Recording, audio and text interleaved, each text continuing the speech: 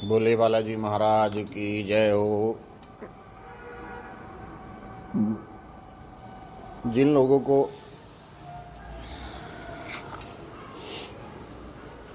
कोई भी समस्या होती है, परेशानी होती है,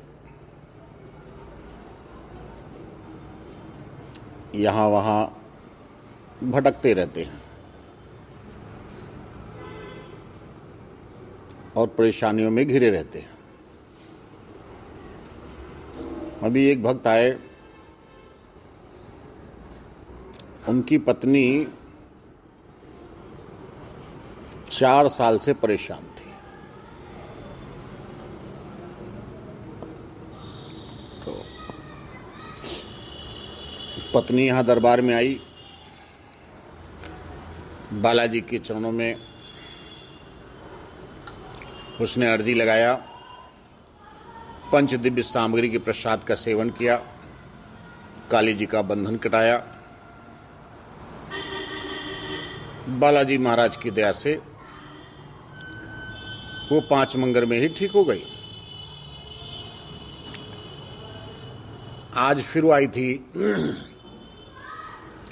उसके भाई और उसकी मम्मी, उसका मैका दिल्ली का है, उसके मम्मी और भैया दिल्ली में रहते हैं। पापा हैं कि नहीं पता, मुझे नहीं मालूम।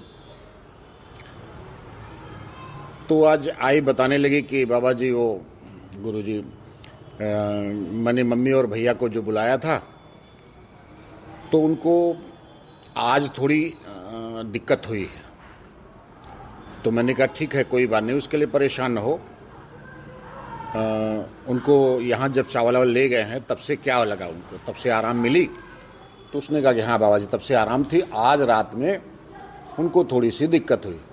तो ये क्या होता है,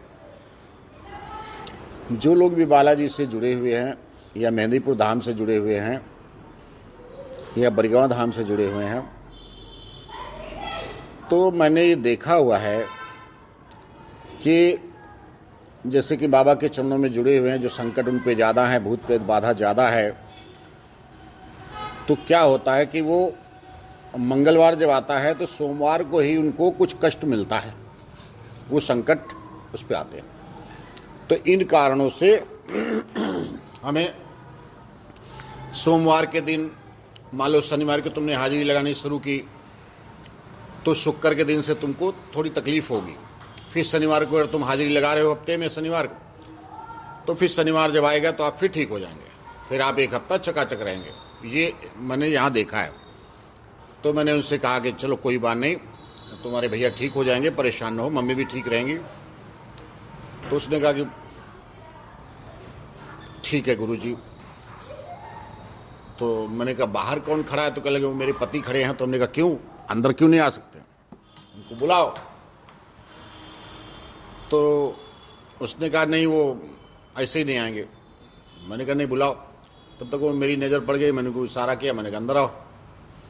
तो आए अंदर वो। मैंने कहा क्यों, क्या बात है, कि भगवान को प्रणाम करना भी गुनाह समझते हो क्या?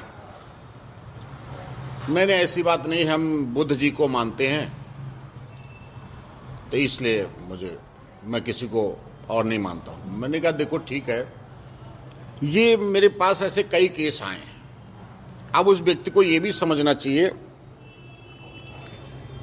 कि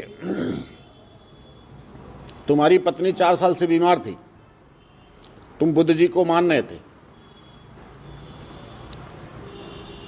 तो बुद्ध जी ने क्यों नहीं उसे ठीक किया? पहला सवाल। चलो वो हटा देते हैं, सब पे ईश्वर कृपा नहीं करता है। उसको लाभ यहां से मिलना था, उसका लिखा था यहां ना, तो वो यहां आई, उसको लाभ मिल गया, उसकी पत्नी को। और मैंने उससे कहा कि देखो तुम प्रणाम क्यों नहीं करते हो? प्रणाम हमने कहा सबको किया करो। मेरी अपनी मति के अनुसार मैं ज्ञान कर रहा हूं कि मान लीजिए तुम कहीं बुद्ध जी को मानते हो और शिव जी को, राम जी को, दुर्गा जी को निग्लेक्ट कर देते हो, नज़रअंदाज कर देते हो और उनका अपमान करते हो, तो तुम दोषी बनोगे। तो उसने उत्तर दिया, मैं क्यों बनूंगा, मैं जब इस पंथ को मानता ही नहीं तो मैं दोषी क्यों बनूंगा। मैंने कि बात तुम्हारी सही है, तुम इस पंथ को नहीं मानते हो, अच्छी बात है, मगर एक बात बताओ कि इस सृष्टि को चलाने वाली कोई एक सुपर पावर है जिसको हिंदू धर्म में शिव जी कहते हैं, ब्रह्मा विष्णु महेश तीनों मिलकर शिव काल भगवान भी कहते हैं, और कुछ लोग कबीर साहब को आजकल भगवान मान रहे हैं, मुसलमान अल्लाह को कहते हैं, या अन्य सभी ईसाई गॉड को कहते हैं। उन सबको भी तो एक पावर चला रही है जिनको तुम कहते हो।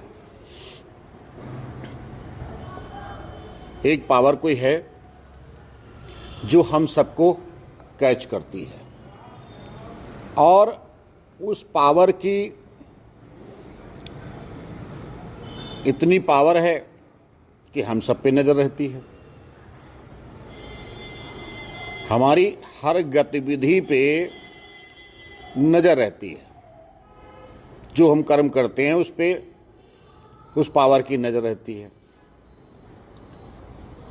तो कहना यहाँ ये तो बात है, कोई पावर तो है जो चला रही। मैंने कहा बुद्ध जी को कौन चला रहा है, बुद्ध जी स्वयं डायरेक्ट प्रकट नहीं हुए थे, वो तो बने थे सन्यासी बाद में। और अपने हिंदू धर्म के अनुसार उनका 22वां या 23वां कुछ अवतार है या 25वां कुछ अवतार है उनका, कहा गया ग्रंथों में। तो उसने कहा नहीं ये आपके लोगों के मानने के हिसाब से। मैंने कहा ठीक है, तुम्हारा अपना सोचना अलग है। मैंने कहा एक बात बताएं आपको, आप जो कहते हो कि नहीं वो अलग हैं मैं अलग हूं, कोई अलग कहीं नहीं है, एक सुपर पावर है। एग्जाम्पल ले लीजिए, सोना है, सोने के लाख टुकड़े कर दो, सोने के 1 करोड़ टुकड़े कर दो, 1 अरब टुकड़े कर दो, तो जो गुण और वृत्ति है वो कहीं खत्म नहीं होगी। सोने का जो टुकड़ा है वो किसी न किसी रूप में तुम्हारे सामने आ रहा है, तो कहा सोना ही जाएगा। कोई छोटी सी प्लेट में रख के लाएगा तो सोना कहा जाएगा,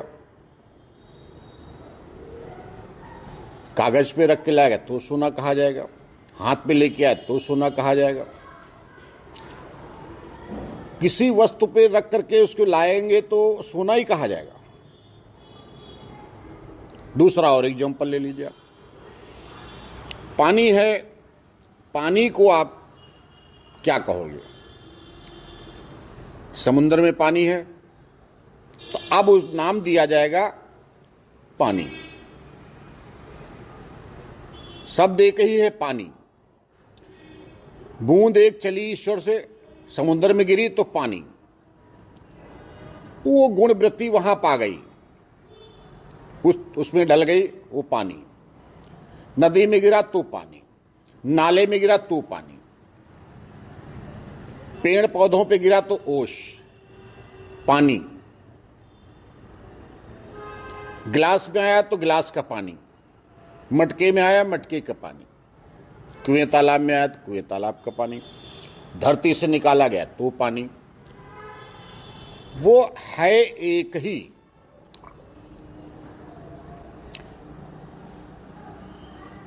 उसको जब तृप्ति नहीं होती है, ब्रह्मा विष्णु महेश काल भगवान बने तो कुछ कमियां रहीं, उन कमियों को दूर करने के लिए वो दुराचारी अन्यायी कुछ प्रकट होते गए, तो दूसरा अवतार लिया कि उसमें आके सुधारेंगे। उसमें सुधारा, सुधार की उन्होंने, विष्णु जी बन के सुधार की, ब्रह्मा जी बन के सुधार की, शिव जी बन के सुधार की। राम जी बन करके आए, समाज को ज्ञान दिया, समाज को जीने का तरीका बताया, समाज में कैसे रहना है, कैसे जीना है, माँ बाप का सम्मान क्या करना है। रामावतार में आकर के राम जी ने ऋषि मुनियों का सम्मान क्या करना है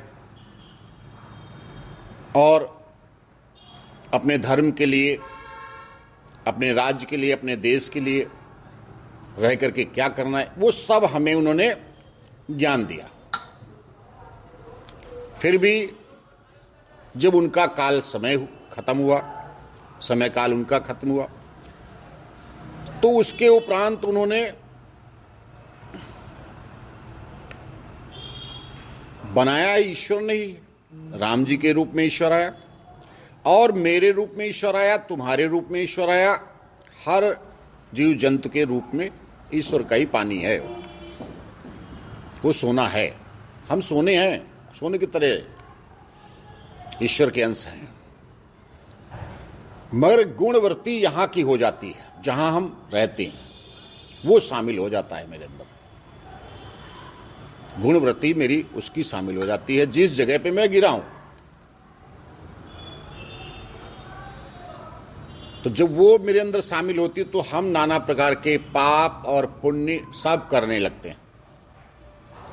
मेरे अंदर क्रोध कहां से उत्पन्न हुआ? पहले से था मेरे अंदर क्रोध, क्योंकि मैं जिस सत्ता से निकला हूं वहां भी क्रोध होगा, तभी तो मेरे अंदर है। मेरे अंदर पाप करने की क्षमता आई, गुनाह करने की क्षमता आई, तो कुछ मेरी वृत्तियां यहां की और कुछ वहां की। मेरे अंदर वो गुनाह करने की क्षमता आ गई। कहते हैं ना, लकड़ी में अग्नि छुपी रहती है, समय पड़ने पे वो जलने लगती है, ऐसे वो दिखती नहीं है। तो वही हमारे तुम्हारे अंदर उस परमात्मा से जब हम बिछड़े हैं, परमात्मा से दूर हुए हैं, तो वो सारे गुण मेरे और तुम्हारे अंदर हैं।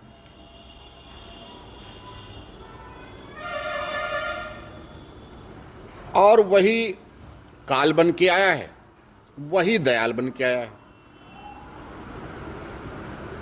वही हमें तारने के लिए आया है किसी दूसरे रूप में, वही हमें गुरु बन करके ज्ञान देने के लिए आया है कि देखो ज्ञान से जीना है, समाज में ऐसे रहना है, समाज में ऐसे रहना है, अत्याचार नहीं करना है, किसी को अपमानित नहीं करना है। आज हम किसी को अगर अपमान करते हैं तो कल हमें वही कर्म मिलना है। आज हमने तुम्हारा अपमान किया तो कल कोई मेरा करेगा जरूर। मेरा तो अपना व्यक्तिगत अनुभव है, हम किसी का अपमान करेंगे तो मुझे पलट के मिलना है। तो उनको मैंने बहुत समझाया, मैंने कहा कभी भी ऐसा मत करो, कहीं भी कोई देवी देवता हो उनको प्रणाम करो, कोई गुरु संत महात्मा है, मान लीजिए तुम्हारे गुरु बैठे हैं और दूसरे गुरु खड़े हैं, तो तुम उनका अपमान करोगे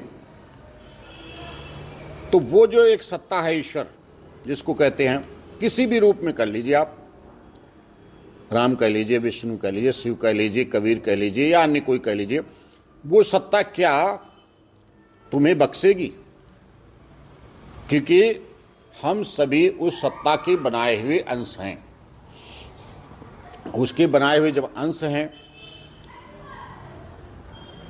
तो वो हम पे नजर रखे है।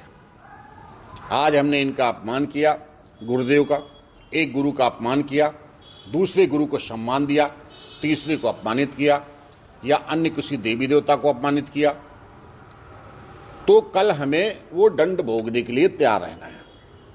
इसलिए जीवन में सदा तेरी भी जय जय, मेरी भी जय जय, उसकी भी जय जय, इसकी भी जय जय। सत्य ज्ञान समझो। सत्य ज्ञान क्या है? अपने हाथों से, अपनी वाणी से, अपने मन से, अपने क्रम से किसी का अपमान न हो। जो इस शरीर में अन्न पानी जाए वो अपनी मेहनत की कमाई का हो। जब तुम मेहनत की कमाई खाना शुरू करोगे, ईमानदारी से, नेकी से, मजदूरी करके, मेहनत करके खाओगे, तो वो सत्ता जो बैठी हुई है, जो सबको चला रही है, तो वो बड़ी प्रसन्न होगी कि हाँ, ये मुझसे बिछड़ा हुआ अंश अच्छे मार्ग पे चल रहा है। तो जब हम अच्छे मार्ग पे चलेंगे तो हम उसके अधिकारी बन जाते हैं, उसकी गोद में बैठने के अधिकारी बन जाते हैं, उसके सानिध्य में जीने के अधिकारी बन जाते हैं, उस परमात्मा के जो सृष्टि चला रहा है। नहीं तो क्या होता है कि हम यहां से वहां, वहां से वहां, वहां से वहां 84 लाख योनियों में भटकते रहते हैं। मनुष्य की योनि मिलती है हमको 84 लाख योनि के बाद। पहले हमें गरीब घर में जन्म दे दिया जाता है, गरीब घर में जन्म दे दिया जाता है, तो वहां मेरी गरीबी और रहन सहन, जिसको ये भी कहते हैं कि शूद्र के घर में जन्म दे दिया गया। तो जब वहां जन्म हमको मिलता है तो वहां मेरे रहन सहन होते हैं, मेरे कर्म होते हैं। वहां रह करके मैंने मनुष्य का जन्म पाया और मैं अपने आप को धन्य समझने लगा जीवन में कि मेरा जीवन धन्य हो गया, मैं मनुष्य की देह में तो हूं। और हमने मेहनत से अपनी कमाई की और परमात्मा का चिंतन किया। चिंतन करने के बाद जब मेरी देह छूटी तो फिर हमें कोई अगला जन्म मिला। फिर ईश्वर ने हमें मनुष्य की देह दे दी। मनुष्य की देह जब दी तो अब की मुझे वैश्य के घर में जन्म दे दिया कि जाओ वे तुझे अब इस पोस्ट से ऊपर भेज रहा हूं। जैसे होता ना नौकरी में, नौकरी जब करने जाते हो तो पहले तुम्हें नीचे की नौकरी मिलती है, फिर ऊपर अधिकारी, फिर सिपाही, दरोगा, एसपी, डीएसपी सब बनते हो। उसी तरीके से इन योनियों में होता है मनुष्य में। अब तुम वैश्य के घर में जन्म लिए तो वैश्य के घर में ईमानदारी से काम कर रहे हो, मेहनत से कमा रहे हो, 4 पैसे खा रहे हो अपना मेहनत से, ठगी बेईमानी नहीं कर रहे हो और परमात्मा का चिंतन कर रहे हो। तो उस परमात्मा ने फिर मुझे अगला जन्म क्या दिया? क्षत्रिय का जन्म दिया। क्षत्रिय की योनि में आए। क्षत्रिय की योनि में आकर के फिर मैंने संसार में अच्छे से जीवन निर्वाह किया। सिपाही की तरह मैंने संसार की मदद की और लड़ाइयाँ की और रहे और ईश्वर का चिंतन करते रहे, अपनी मेहनत की कमाई खाते रहे और ईश्वर का चिंतन करते रहे। तो अब क्या हुआ? क्षत्रिय की योनि में, और हमें चाह रही कहाँ की? ईश्वर की। शूद्र की योनि में रहे तो ईश्वर की चाह रही, वैश्य की योनि में आए तो ईश्वर की चाह रही, और अब क्षत्रिय की योनि में आए तो ईश्वर की चाह मुझे है। उस राम की चाह है, उस परमात्मा की चाह है, उस अपने मालिक की चाह है। तो अब क्षत्रिय की योनि से फिर मेरी जब योनि छूटी तो फिर मुझे जन्म मिला ब्राह्मण का। अब देखिए, ब्राह्मण का जब जन्म मिला तो इतनी जगह से तुम्हें तरासा गया। पहले चपरासी की नौकरी मिली, फिर उससे अच्छी मिली, फिर उससे अच्छी मिली। उसी तरीके से यहां तुम्हें पहले शूद्र के घर में जन्म दे करके उसने तुम्हें ज्ञान और सम्मान सब ज्ञान दिया। तुमने फिर उसका सुमिरन किया परमात्मा का। उसके बाद फिर ईश्वर तुम पे प्रसन्न हुआ, उसने और आगे दिया वैश्य के घर में, उससे और प्रसन्न किया तुमने, तो जाकर के क्षत्रिय के घर। अब 3 गुणों से तुम परिपूर्ण हो गए।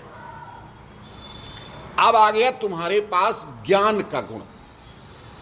अब तुम्हारे पास ज्ञान का गुण आ गया, क्योंकि अब तुम उस जगह पहुंच चुके हो जहां तुम्हें ज्ञानी बनना है।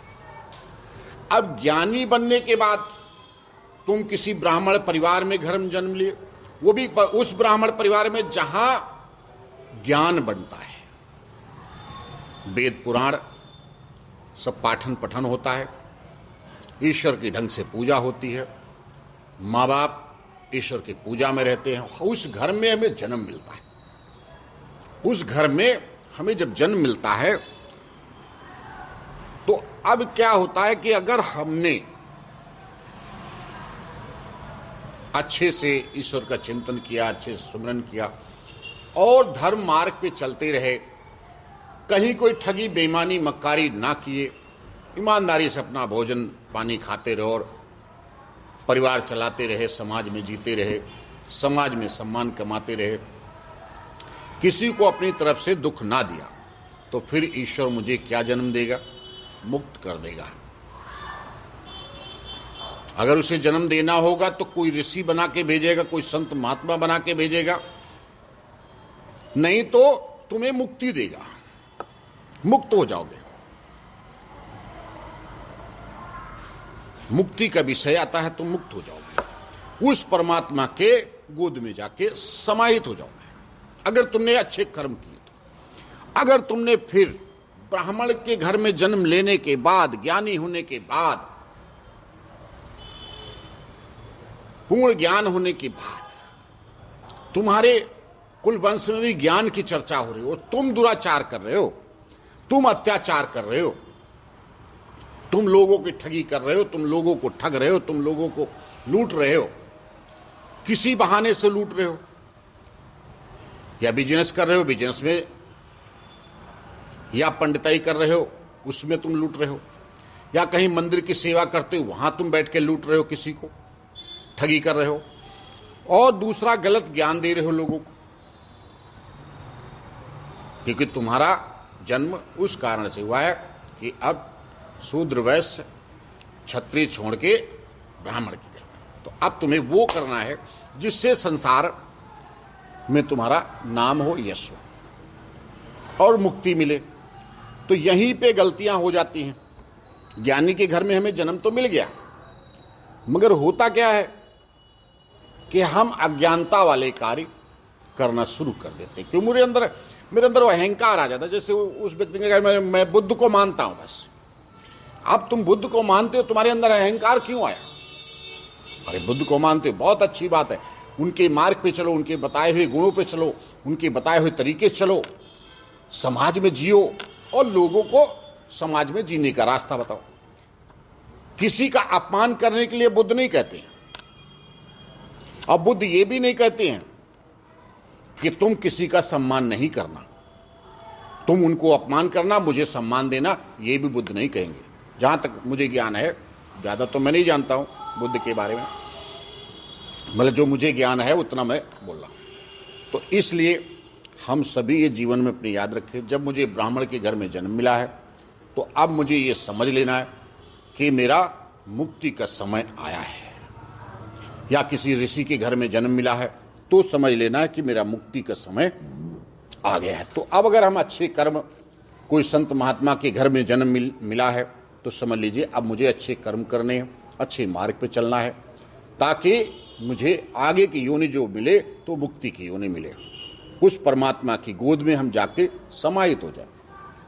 उसके लिए संतों ने कहा है कि नाम दान लीजिए, नाम लीजिए, ये अलग पहलू, इसका अलग विषय है। ये उनके ज्ञान पे मैंने थोड़ा सा ज्ञान बोला हुआ है, जो मेरी मति के अनुसार ज्ञान है वो मैं बोल रहा हूं। तो जो इसमें आप लोगों को अच्छा लगे उसको अपने अंदर उतारिएगा। जो अच्छा मेरी भाषा में कुछ ज्ञान लगे, मेरे शब्दों में कुछ अच्छाई लगे, तो उसको जीवन में उतारिएगा, और जो अच्छा ना लगे तो सुनिएगा और सुन करके नज़रअंदाज कर दीजिएगा। मैं कोई ये नहीं कहता हूँ मैं बड़ा ज्ञानी हूँ, मगर मेरी मति के अनुसार जो ज्ञान है, जो परमात्मा ने मुझे ज्ञान दिया, मेरे बालाजी महाराज ने दिया, ईश्वर ने दिया ज्ञान, वो मैंने अपने मुखार बिंदु से बोला हुआ है। और सुनो और समझो, ताकि और किसी को भी आप अपने हिसाब से सही रास्ता दे सको। जीवन में सुख हमारे तभी आता है जब हम दूसरे को सुखी देखते हैं, और तभी उसमें ईश्वर हमें सुख देना शुरू करता है। दूसरे के सुख में अगर हम अपने आप को दुख महसूस करते हैं, ग्लानि महसूस करते हैं, इसके घर में सुख क्यों है, इसके घर में सुख क्यों है, तो फिर ईश्वर मुझे दुख देता है। चलिए खैर, आज की वीडियो इतनी ही, नहीं तो बहुत लंबी हो जाएगी वीडियो। बोलो जय बालाजी, जय श्री राम, जय श्री राम, जय श्री राम। बोले बालाजी महाराज की जय हो। जिन लोगों को